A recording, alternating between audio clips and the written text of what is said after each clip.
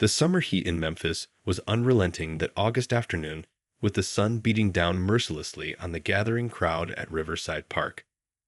Judge Patricia Harris dabbed at her forehead with a cotton handkerchief as she stepped out of her modest Honda Civic, deliberately parking several blocks away from the protest site. She had swapped her usual courtroom attire, the formal black robe and pressed suits, for a simple blue cotton t-shirt and khaki pants, clothing that wouldn't make her stand out in the crowd. As she walked toward the growing assembly, she couldn't help but reflect on what had brought her here today. 28 years of serving in the judicial system, and still, cases of injustice landed on her desk with troubling regularity. But today, she wasn't here as Federal Judge Harris. Today, she was just Patricia, another concerned citizen who believed in the power of peaceful protest. The crowd was diverse and energetic, with people from all walks of life carrying handmade signs and chatting amongst themselves. The atmosphere was more like a community gathering than a protest, with elderly couples setting up lawn chairs at the edges of the park, young parents keeping watchful eyes on their children playing nearby, and volunteers passing out water bottles to combat the scorching heat. Patricia found herself drawn to a group of older women who had set up a small first aid station under a sprawling oak tree. They were prepared with everything from Band-Aids to cooling packs, their experience from previous demonstrations evident in their organized approach. One of them, a retired nurse with silver hair and kind eyes, offered Patricia a bottle of water and a warm smile. "First time at a protest?" the nurse asked, noting Patricia's somewhat hesitant demeanor. Patricia accepted the water with a grateful nod. "Not exactly," she replied, taking a sip. "But it's my first time in a while. I usually see things from a different perspective." She kept her response intentionally vague, maintaining her anonymous status. As the afternoon progressed, more people arrived, and Patricia observed everything with keen interest. She watched as protest organizers walked through the crowd, reminding everyone to stay peaceful and hydrated. Young volunteers distributed pamphlets about knowing your rights, something that brought a subtle smile to Patricia's face. She could recite those rights in her sleep, having spent countless hours ensuring they were protected in her courtroom. The atmosphere remained calm and organized, with small groups forming circles to discuss community issues and share personal stories. Patricia listened intently to these conversations, each one reinforcing her belief in the importance of understanding the human experiences that eventually transformed into case numbers and legal documents on her desk. A young mother nearby was explaining to her curious son why they were there, using simple words that touched Patricia's heart. "We're here because sometimes grown-ups need to stand together to make things better for everyone." The child's innocent nod of understanding captured the pure essence of why Patricia had chosen to come today. As the crowd continued to grow, Patricia noticed the first police vehicles arriving at the perimeter of the park. Standard procedure, she knew, but she couldn't shake off a growing unease as she observed more patrol cars pulling up than seemed necessary for such a peaceful gathering. The late afternoon sun cast long shadows across the park as the mood began to shift ever so slightly, the casual conversations taking on a more watchful tone. Little did anyone know that the next few minutes would transform this peaceful summer afternoon into a watershed moment for the Memphis Police Department and the community it served. Patricia adjusted her glasses and straightened her shoulders, years of courtroom experience having taught her to trust her instincts. Something in the air had changed, and she could feel it, the calm before a storm that nobody saw coming. She took another sip of water, her mind already processing the scene with the sharp clarity that had made her one of the most respected federal judges in the circuit. What happened next would test not just her principles, but the very foundations of justice she had sworn to uphold. The mood shifted dramatically as 3 police vans pulled up to the park's entrance, their sirens silent but lights flashing. Officer James Renner stepped out of the lead vehicle, his face set in a hard line as he adjusted his riot gear. He'd been on the force for 15 years, and protests like this one made him tense. They stirred up memories of that night 3 years ago, when things had gone terribly wrong and he'd almost lost his badge. "Listen up," he barked at his unit, checking his equipment one last time. "Command wants us to establish a perimeter. Standard crowd control protocol." His voice carried an edge that made some of his younger colleagues exchange worried glances.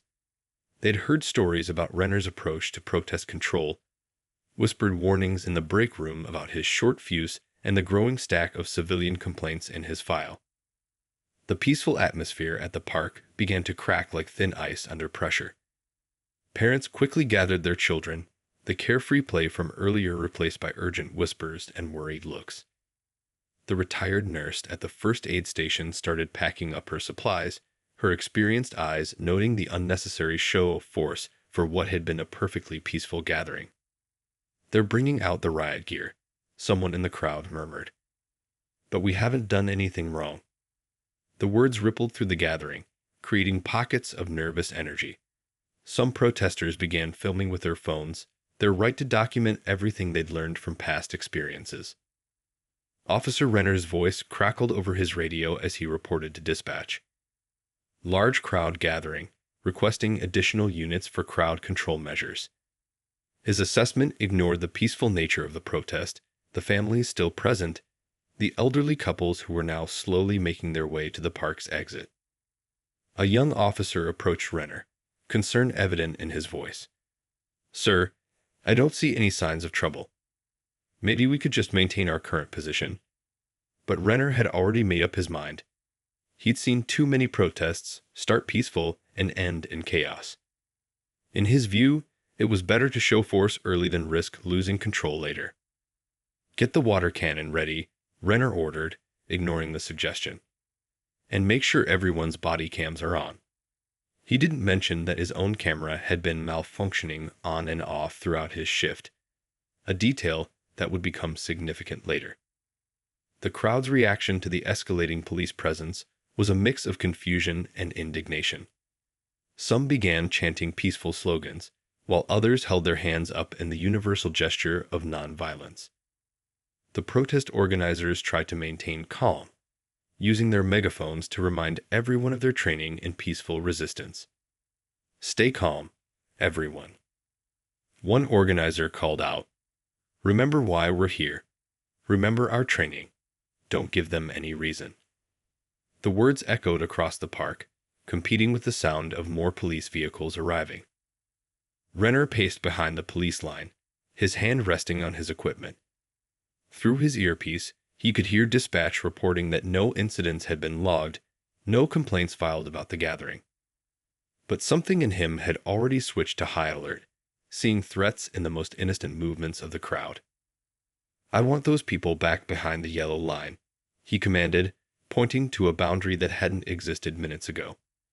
His voice carried that particular tone that some officers develop over years of service, one that expected immediate compliance and brooked no argument. The tension continued to build as the late afternoon sun cast long shadows across the park. What had started as a peaceful community gathering was transforming into something else entirely, and not because of anything the protesters had done. The change was coming from the other direction, from behind the police line, where Officer Renner stood watching the crowd through the lens of his own biases and fears. Nobody in the crowd could have guessed that in just a few minutes, Officer Renner's actions would not only change lives, but would force an entire police department to face its deepest flaws. And it would all start with a single decision, one that would prove to be the biggest mistake of his career. In that crucial moment, as tension filled the air like static before a storm, Judge Patricia Harris knew she had to act.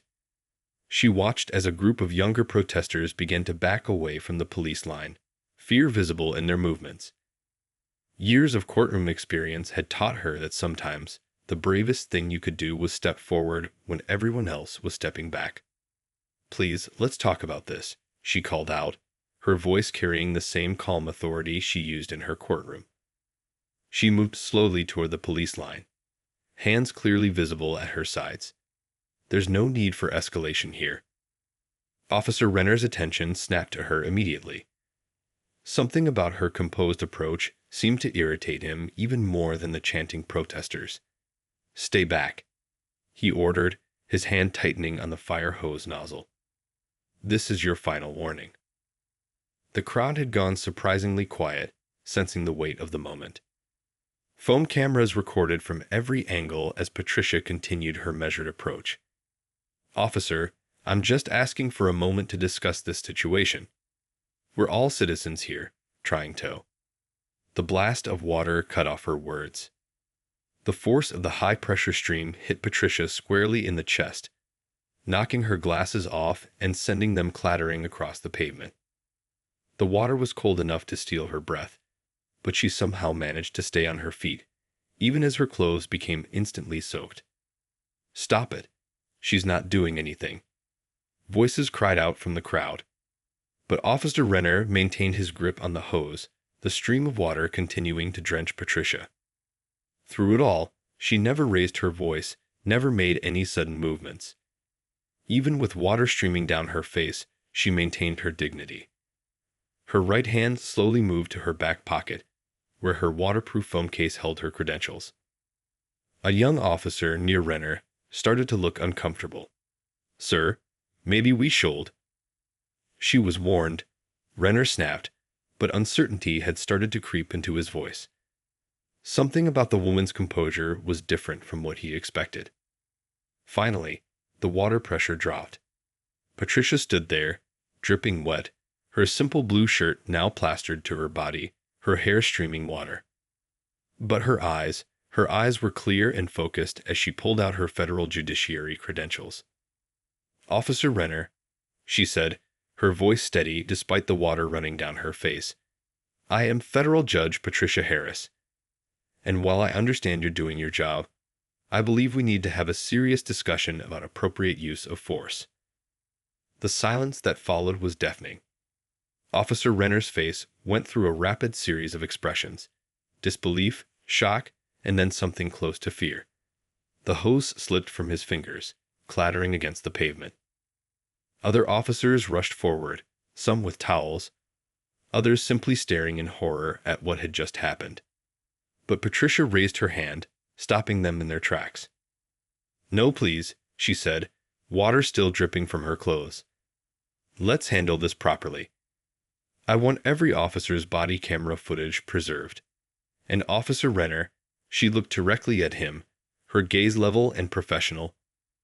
"I think you and I need to have a conversation about what just happened here. Not as a judge and an officer, but as two people who both swore to uphold the law." The crowd had grown completely silent, witnesses to a moment that would soon become a turning point for the entire city. Some were still filming, others simply watching in awe as this drenched woman somehow managed to command more authority standing in soaked clothes than any amount of riot gear could provide. As senior officers began to arrive on the scene, drawn by urgent radio calls, Patricia stood her ground, water pooling at her feet. She had come here today to understand the community's experiences firsthand. Well, she thought, smoothing back her dripping hair, she had certainly gotten that, and much more than she'd bargained for. The next few minutes unfolded like a scene from another world. Water still dripped from Judge Harris's clothes as Police Captain Reynolds rushed to the scene, his face a mask of barely controlled panic. The crowd remained unusually quiet, phones still recording every moment, capturing what everyone knew would become a defining moment for their city. "Your Honor, I cannot begin to express," Captain Reynolds stammered, his usual confidence shattered as he took in the sight of a federal judge standing before him, soaking wet from head to toe. Patricia raised her hand, stopping his apology mid-sentence. "Captain, right now I need a few things. First, I want all body camera footage secured immediately. Second, we need the names of every officer present. And third," she paused, wringing water from her sleeve, "I'd appreciate a dry towel." Officer Renner stood frozen, his face having lost all color. The realization of what he'd done, assaulting a federal judge with a fire hose, seemed to hit him in waves. His hands trembled slightly as he tried to unfasten his body camera. "Leave it exactly where it is," Officer Renner, Patricia said firmly, accepting a towel from a nervous-looking junior officer. That footage is now evidence. The crowd had begun to murmur, but not with the anger one might expect. Instead, there was a sense of witnessing something important, something that would lead to real change. Several older community members had moved closer, their expressions a mix of concern and satisfaction. "Are you all right, Judge Harris?" the retired nurse from earlier called out, stepping forward with a first aid kit. That water pressure could have caused serious injury. Patricia offered a small smile as she dried her face. "I'm fine, thank you, though I suspect my phone might not be." She pulled out her waterproof case, thankful now for her habit of over-preparing. Her credentials, though damp, were still clearly legible. A young officer nearby whispered to his colleague, "Did you hear what Renner was saying earlier about the protesters? It's all on the body cams." The whisper carried in the unusual quiet, making Officer Renner's face pale even further. Captain Reynolds was already on his radio, calling for a senior official from Internal Affairs. This wasn't just going to be a typical use of force review. This was going to shake the department to its core. Patricia looked at her watch, somehow still working despite the soaking, and made a decision. "Captain, I'm going to go home and change into dry clothes. I expect to see you and your superior officers in my chambers at 9 a.m. tomorrow morning. We'll discuss this incident and its implications for departmental policy then." Her tone was professional, measured, as if she weren't standing in the middle of a park in drenched clothing. As she turned to leave, she paused near Officer Renner. "Officer," she said quietly, so only he and those nearest could hear, "today you made a judgment based on what you saw on the surface. Tomorrow, we're going to talk about what lies beneath those snap judgments and why they're so dangerous in your line of work." The crowd parted like water as she walked through, heads bowing slightly in respect. Someone offered her a dry jacket, which she accepted with grace. As she walked back to her car, she heard the crowd beginning to disperse, their conversations filled not with anger but with hope. Hope that maybe this time, things would change. In her rearview mirror, she could see Officer Renner being led to a patrol car, his head bowed. Captain Reynolds was already on his phone, likely calling every superior officer he could think of. Tomorrow would bring investigations, meetings, and hard conversations. But for now, Patricia Harris, federal judge, drove home in her wet clothes, knowing that sometimes the most powerful statements are made not with words, but with dignity in the face of injustice. The following days at the Memphis Police Department felt like walking on eggshells. Internal Affairs investigators moved through the building like silent shadows, collecting statements and reviewing footage. The incident had exploded across social media, with millions viewing the videos of a soaking wet federal judge standing her ground with quiet dignity. Inside a cramped review room, two Internal Affairs investigators sat watching body camera footage for the fourth time that day. The overhead fluorescent lights flickered as they rewound to a crucial moment before the confrontation. "Play that again," the senior investigator said, leaning forward in his chair. "Listen to what he says to his unit before they even approach the crowd." The recording played back Officer Renner's voice, his prejudiced comments now preserved as evidence that couldn't be ignored. Down the hall, Captain Reynolds faced his own grilling from the Department of Justice representatives. "No, we hadn't addressed the previous complaints against Officer Renner formally," he admitted, his usual confidence deflated. "Looking back, there were warning signs we chose not to see." Meanwhile, in her chambers, Judge Harris reviewed the growing stack of reports on her desk. Her assistant had brought her a fresh cup of tea, worried about the long hours she'd been putting in since the incident. The judge hadn't pressed charges, but she was determined to use this moment to create lasting change. "Look at this pattern," she said to the police commissioner seated across from her desk. She spread out 5 years' worth of civilian complaints against the department. It's not just about one officer or one incident. We're seeing systematic issues in how protests are handled, especially in certain neighborhoods. The commissioner nodded slowly, his face tired from sleepless nights dealing with the fallout. "What are you suggesting, Your Honor?" "I'm suggesting we have an opportunity here," she replied, taking off her glasses, new ones, since her others had been lost in the incident. "Instead of just punishing Officer Renner, we can use this moment to rebuild trust between the police and our community." Across town, in a small conference room, Officer Renner sat with his union representative and a police psychologist. The tough exterior he maintained for 15 years had cracked, revealing something unexpected underneath.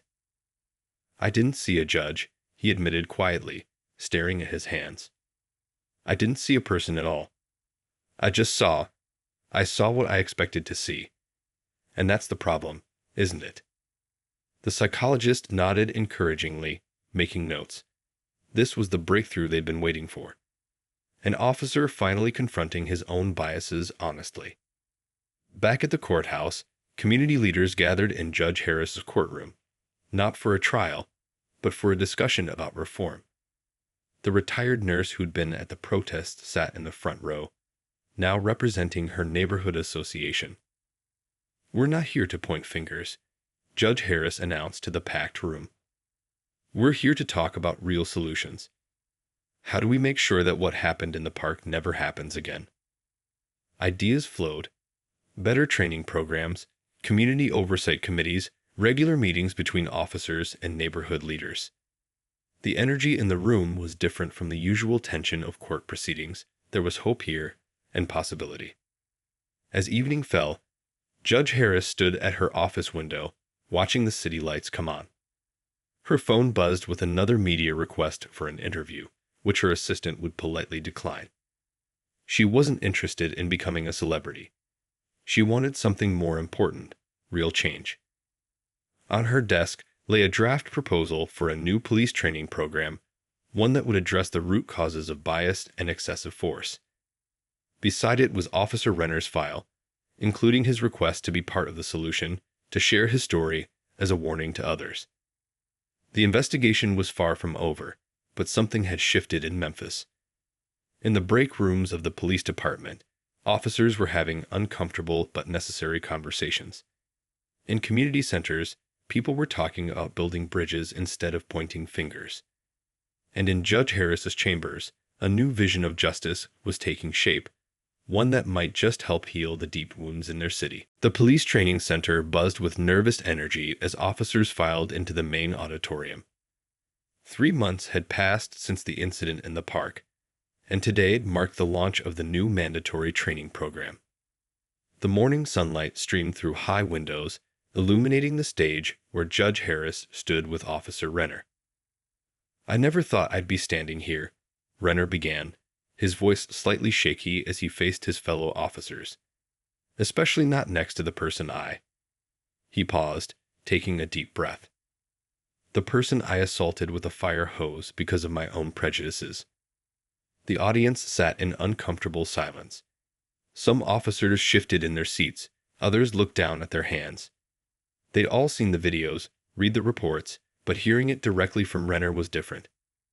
"You all knew me as the tough guy," he continued, his usual bravado replaced by honest vulnerability. "The one who always said we needed to show force to maintain control. But control based on fear isn't real control. I learned it the hard way." Judge Harris stepped forward, her presence commanding respect without demanding it. Officer Renner could have lost his badge, she addressed the crowd. Instead, he chose to become part of the solution. That's why we're all here today. In the back of the room, Captain Reynolds watched with the new Community Oversight Committee members. The retired nurse who'd been at the protest sat among them, nodding approvingly as she took notes. "The new protocols aren't just about rules," Judge Harris explained, clicking to the next slide. "They're about changing how we see each other. Every person you encounter is someone's family member, someone's loved one. They deserve to be seen as human beings first." The training session broke into small groups, each led by a community member paired with an officer.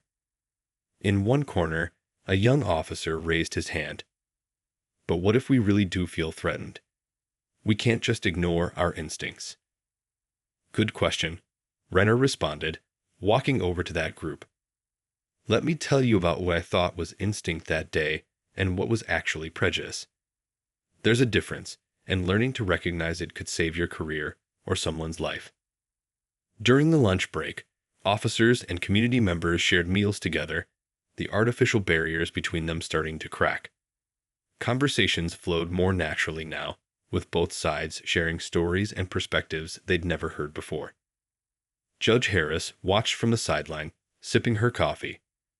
Her assistant approached with another stack of requests from other police departments wanting to implement similar programs.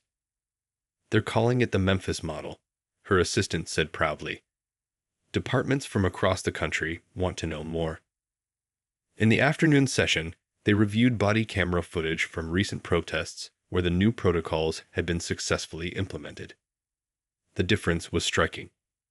Officers engaging in dialogue, de-escalating tensions, working with protest organizers instead of against them. Last month's protest had twice as many people as the one where the incident happened, Captain Reynolds pointed out. But there wasn't a single confrontation. Not one complaint filed. That's what success looks like. As the day wound down, Officer Renner gathered his notes. He'd be traveling to another city next week to share his story. It wasn't easy, reliving his mistake over and over. But he understood the importance. Your Honor, he called out as Judge Harris prepared to leave. I never properly thanked you. Not just for giving me a second chance, but for showing me what real strength looks like. It's not about force or power. It's about dignity. She finished his sentence with a gentle smile. And the courage to admit when we're wrong. She checked her watch. Don't forget, tomorrow's community council meeting. The real work continues. Outside, the setting sun painted the sky in shades of orange and purple. Another class of officers filed in for the evening session. The changes were slow but steady, like water wearing away at stone. In the end, that's how real change happens. Not in a single dramatic moment, but in the quiet, persistent efforts that follow. 1 year later, the Memphis Convention Center hummed with activity as police chiefs and community leaders from across the country gathered for the first National Police Community Relations Summit. The story that had started with a fire hose in a park had grown into something much bigger than anyone could have imagined.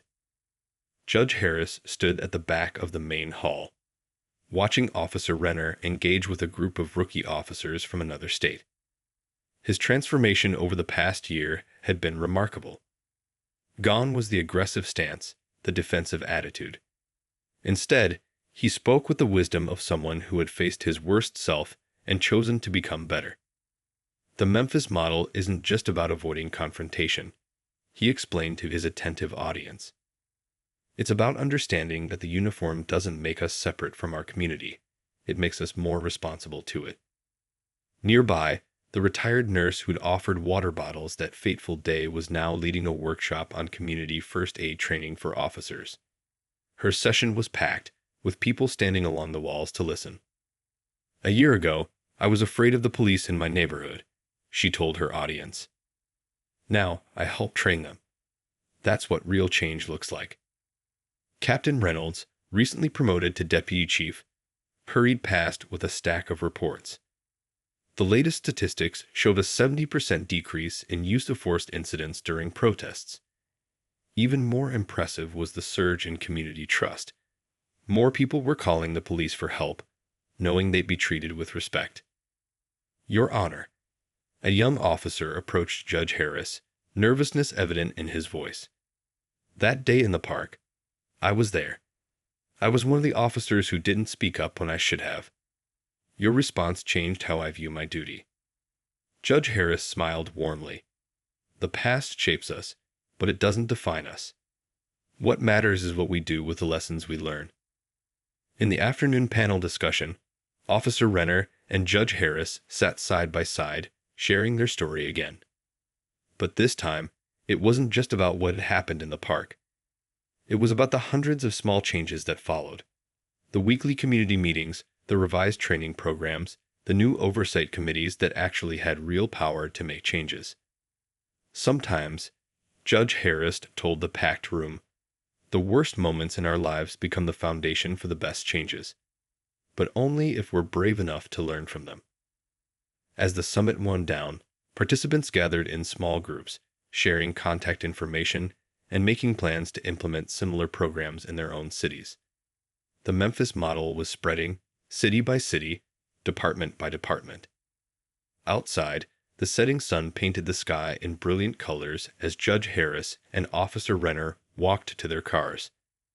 A group of children played basketball in a nearby park, waving cheerfully at the passing police officers. A simple gesture that would have seemed impossible a year ago. "You know," Renner said, pausing to watch the kids play, "my daughter asked me yesterday if I was still a police officer. I told her yes, but a different kind than I used to be. She said she was proud of me. First time I've heard that in years." Judge Harris nodded, understanding the weight of those words. Change isn't just about policies and procedures. It's about the stories we'll tell our children about who we chose to become. As they parted ways, a news crew was setting up for the evening broadcast. The headline would read, "Memphis Model Goes National."